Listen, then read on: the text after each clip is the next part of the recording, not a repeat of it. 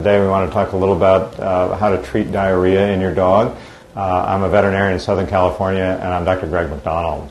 Oftentimes it's one of the most common things that we see is diarrhea in dogs, and mostly I think because dogs are running around trying to find everything. They just are scavengers, and they eat everything that they come into, and then that upsets their GI tract, and they often will have diarrhea. So it's important, first of all, to know that diarrhea can be a serious problem in dogs, and it can be caused by a lot of medical problems as well as indiscriminate eating. And so if your dog has diarrhea for any length of time, more than a day or two, it's very important to call your veterinarian. Oftentimes the first thing that your veterinarian is going to want to do is just bring a fecal sample in. And if it's something that's simple, like a parasite or an abnormal overgrowth of bacteria, that may be all that's necessary. We look at the stool sample, we call the owner up if we find a problem, and have them come in and get some medication. This is one of the little vials that we send home. And it's, again, specially designed to get a little bit of stool from your dog. You can see it's got a little spatula on it. You scoop a little bit up and you put it in this vial, and then you bring that down to your veterinarian, and they're going to help you make a diagnosis as to why your dog has diarrhea. Oftentimes we find an abnormal bacteria growth in the stool. We just see all these bacteria that are there that really shouldn't be there. So we pick an antibiotic that will go ahead and be very selective and get a normal balance of bacteria back into the GI tract.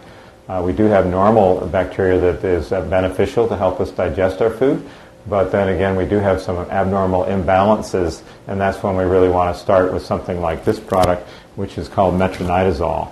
This is one that I commonly use to try and get control of a diarrhea problem because the dog has an abnormal bacterial growth, and this is an antibiotic that pretty much stays into the GI tract and it doesn't affect the dog in any other way. Sometimes even with one dose of this, the animal will start to have normal stools again. Oftentimes the diarrhea causes a real irritation in the GI tract, and so we have an inflammation in the bowel, and it helps to really calm that down. And so this is another product that we like to use. It's called Kaolin and Pectolin. And again, this is a really nice product because it soothes the GI tract, and we start giving this sometimes every 4 hours until we see normal stools or until the diarrhea stops. This is a liquid that we send home with each case of diarrhea, and again, it really helps to get control over it quickly. Another thing that fools owners sometimes is when an animal is young, they have a great digestive tract and they can eat anything without problems. As they get to be a little older, at about 8 years old, then their GI tract gets a little more finicky, and things that they used to be able to eat, they can't eat anymore.